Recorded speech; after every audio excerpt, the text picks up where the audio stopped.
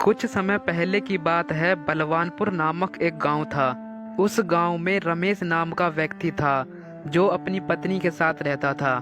रमेश बहुत गरीब था और वह किसान का काम किया करता था। सुबह का समय होता है। रमेश काम करने के लिए खेत में जाता है।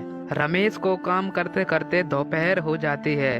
उस दिन बहुत गर्मी थी, लेकिन रमेश अपना काम कर रहा होता है। रमेश को काम करते करते एक नक्शा मिलता है जिसे वह उठाता है।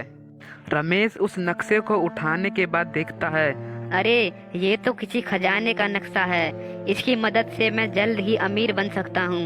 रमेश उस नक्शे को लेकर अपने घर चला जाता है। आज इतनी लेट कैसे हो गए? इतना टाइम कहाँ लगा दिया? और ये तुम्हारे हाथ में क्या है? यह खजाने का नक्शा है। इससे हमें बहुत सारा खजाना मिल सकता है और इससे हम बहुत जल्द ही अमीर हो सकते हैं। इन दोनों की बात पीछे खड़ा रामू खिड़की में से सुन रहा होता है। लेकिन तुम इसे उठाकर कहाँ से लाए हो और यह नक्शा किसका है? यह नक्शा मुझे खेत में काम करते समय मिला। लो, इसे उठाकर रख दो। किसी के हाथ नहीं लगना चाहिए और इसकी बात किसी को पता नहीं चलनी चाहिए। इसे ध्यान से रखना, ठीक है? लेकिन खजाना ढूंढने कब जाओगे? रमेश और रमेश की पत्नी बात कर रहे होते हैं। इतने में ही रामू अंदर आ जाता है। रमेश की पत्नी रामू को देखकर नक्शे को कमरे में ले जाती है। अरे रमेश भाई, काहे की इतनी जल्दी है? हम भी खजाने के हिस्सेदार हैं। काहे का खजाना? कौन सा खजाना? मैंने तुम्हारी सारी खजाने की बात सुन ली है। मुझे भी साझी करो, नहीं तो मैं पूरे गांव वालों को बता दूंगा। चलो ठीक है, तुम भी खजाने के हिस्सेदार हो। कल सुबह खजाना ढूंढने चलेंगे। रमेश और रामू बात कर रहे होते हैं। इतने में ही श्याम अंदर आ जाता है।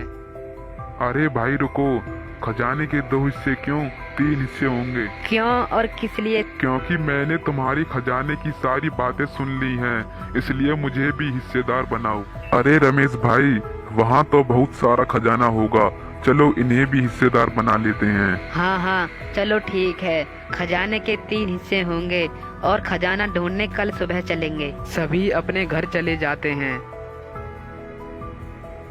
फिर सुबह होती है। सभी लोग नक्शे को लेकर खजाने की खोज में निकल जाते हैं।